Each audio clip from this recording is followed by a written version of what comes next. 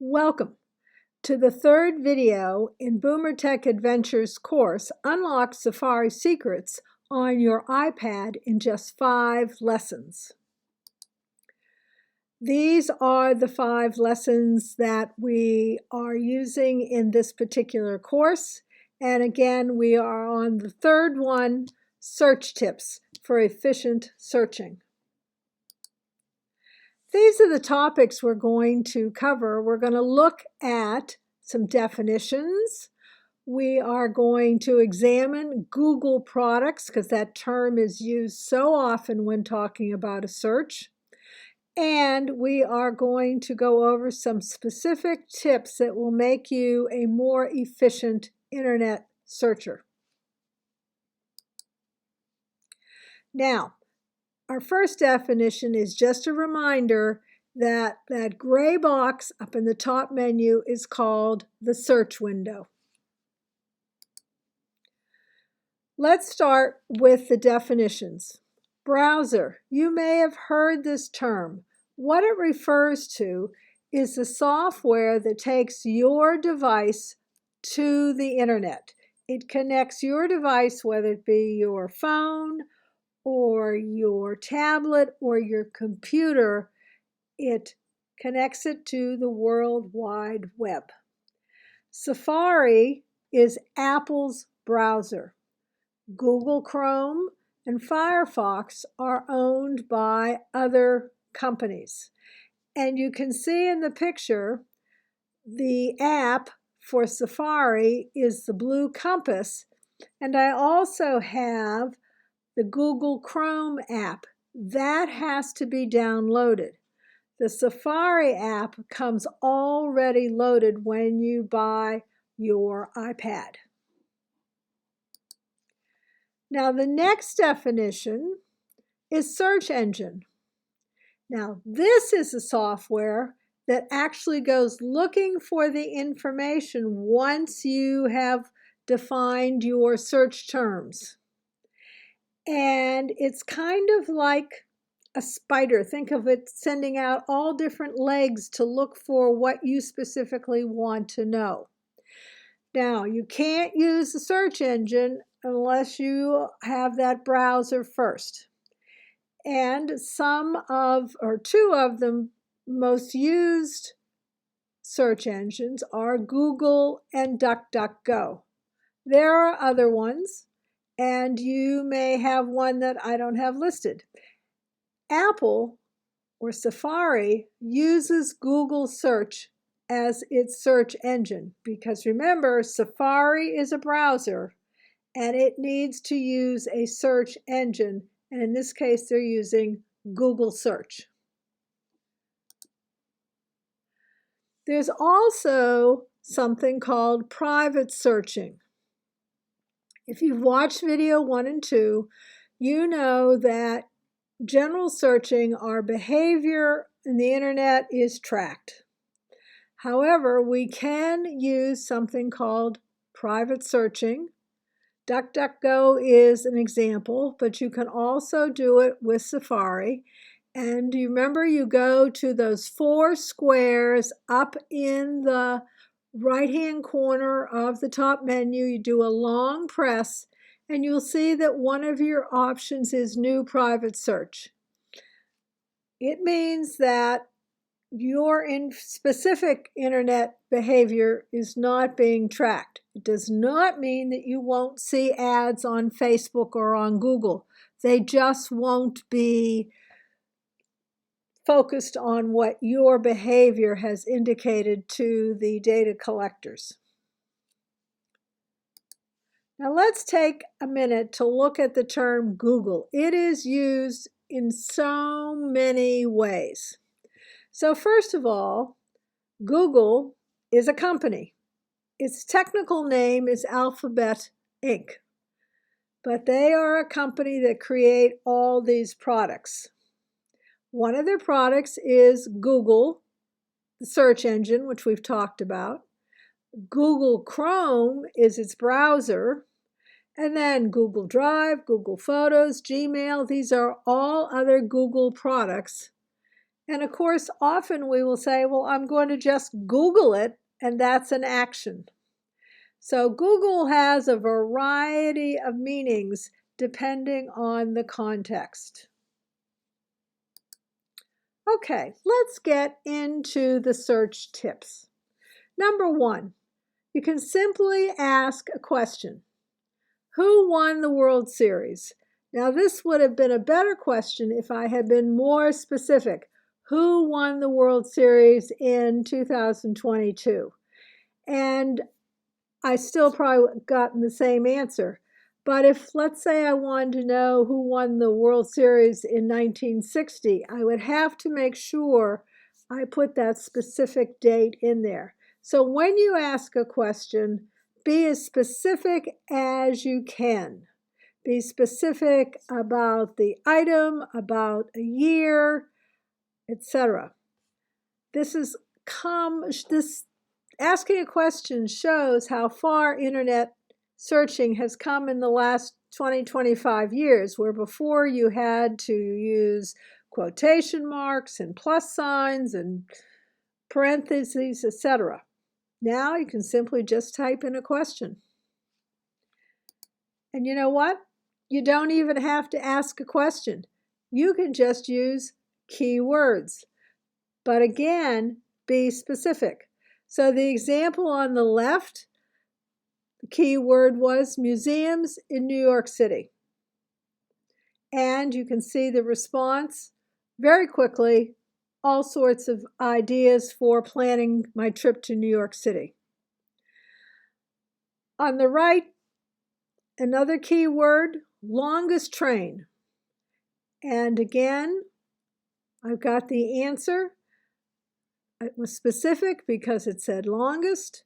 Now, if I wanted to know what the longest train in the US was, then I would need to add in US or in Austria or in Bolivia. So you need to be specific. Now, I'd just like to remind you that when you put in a search word or a question,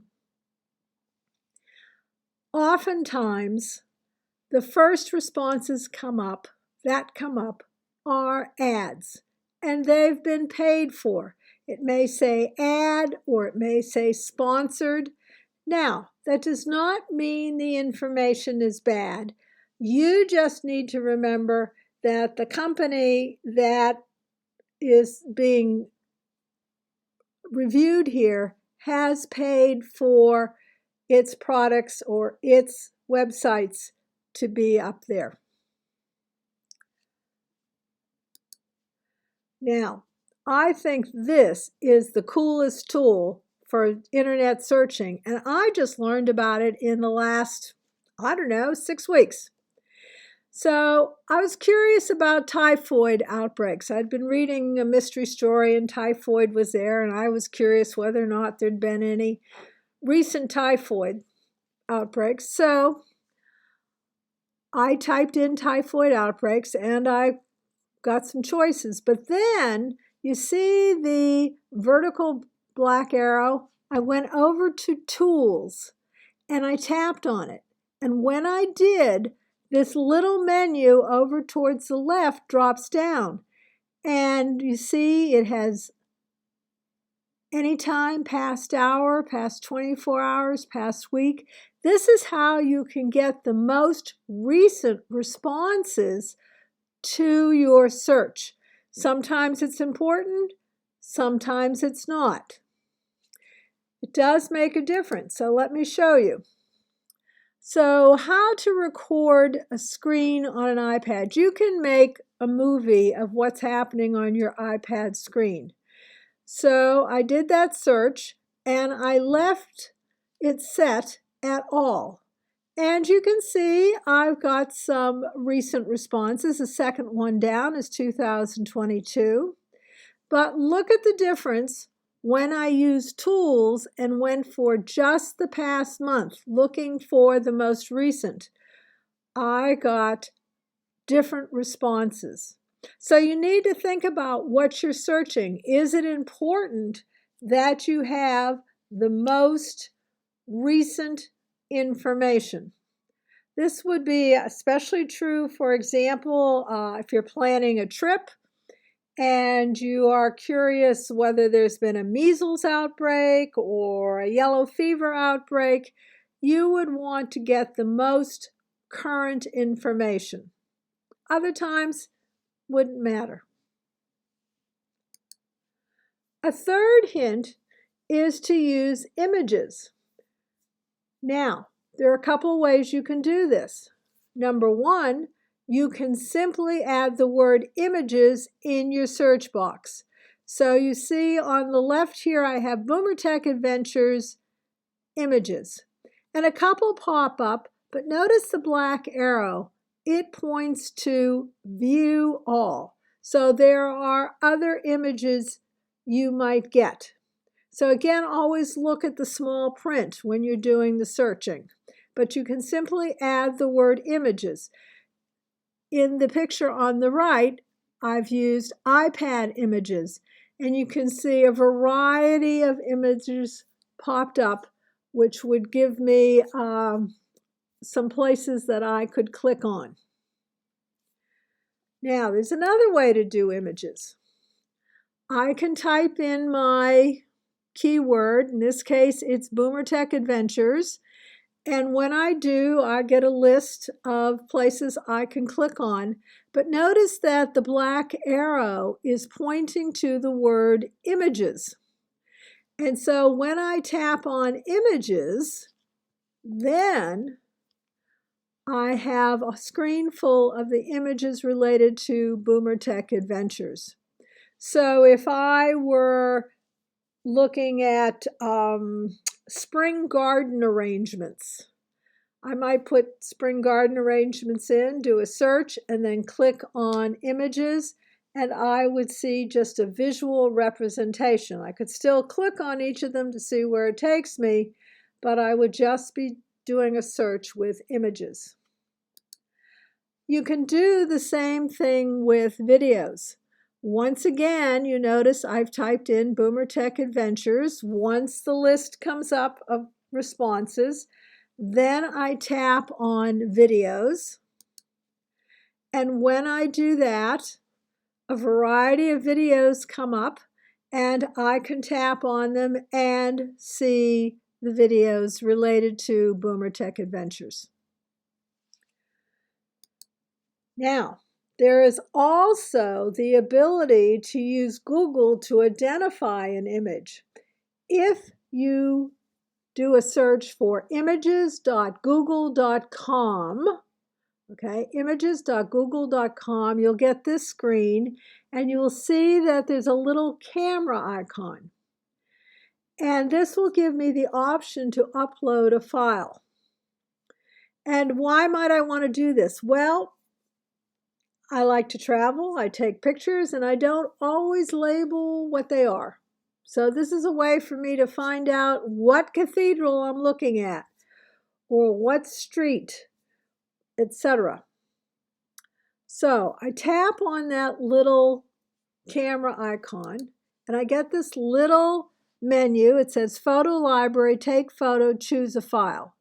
So I can either go to my photo library, I can take a picture where I am and use that, or if I have a file somewhere on my device, I can navigate to that. So I tapped on Photo Library, and up comes a small version of my photos. And you see where the black arrow is pointing? Well, I'm curious as to what exactly and where exactly I took that picture. So I'm simply going to use my finger to drag it over into the box. You see it says drag an image or upload. Drag the image over. When I do, what I will see is the image on the left. You notice in the middle it says uploading.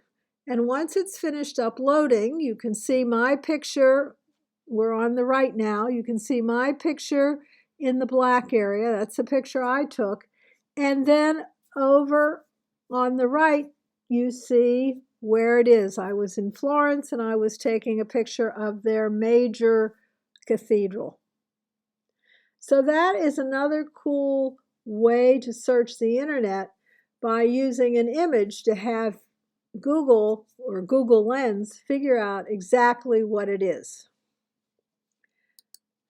So the big ideas from this video are, number one, you can just ask a question when you're doing searching, or you can use keywords, but you need to be specific.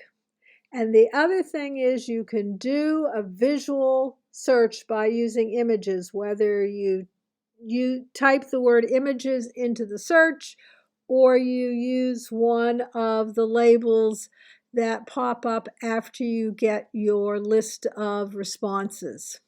So have fun searching, be specific, and be efficient. Thanks for watching. Again, this is BoomerTech Adventures. If you're a Facebook user and you've never come across our page, check us out, like us, and we keep that pretty current with videos and vital information that you will find useful. Thanks for watching.